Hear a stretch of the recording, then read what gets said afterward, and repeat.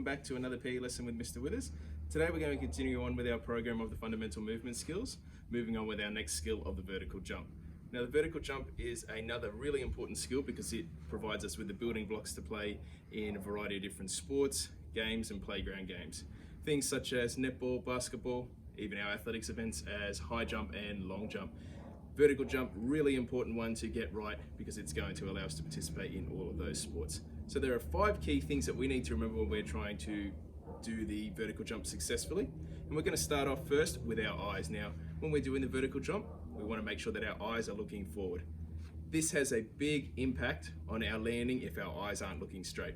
If I'm looking too far in the air or the sky, I'm going to then transfer backwards in my landing. If I'm looking too far forward, it would then bring me forward. So I really want to make sure that, number one, my eyes are looking forward. Second step is to make sure that our feet are again shoulder width apart. That's just going to allow us to provide us with a stable landing. If they're too close, I'm not going to be able to get enough balance in my landing. If they're too far apart, I'm not going to get enough power in my jump. So we want them shoulder width apart when we're preparing for our vertical jump. Third step is with our arms. Now the vertical jump is a whole body movement, and with our arms we want to try and generate a momentum and a force to be able to jump as high as we can. So that's the aim, is jumping as high as we can with a safe and stable landing. So with my arms, I'm going to bend them back behind my body as well as my legs. And it should start my preparation for my vertical jump like this. So again, those 3 steps so far: eyes forward, feet shoulder width apart, knees bent and arms behind. From there, my 4th step is I want to try and jump as high as I can, and my body should be straight like a pencil in the air. Then on my landing, the 5th step is we want to try and make sure that when we are landing, that we're landing on the front of our foot, sort of where our toes are, and then rocking back into our heels.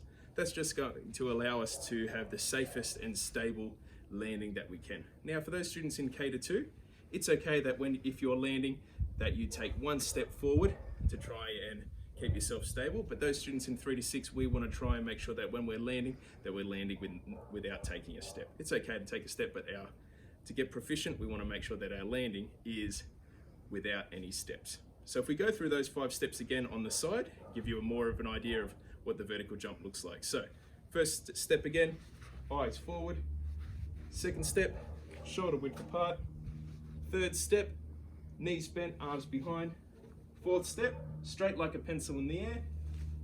And when I'm landing with my knees bent and I'm trying not to take a step. So that is our vertical jump. I want you to try and test that one out today, trying to get as high as you can, or trying to make as a stable landing as you can.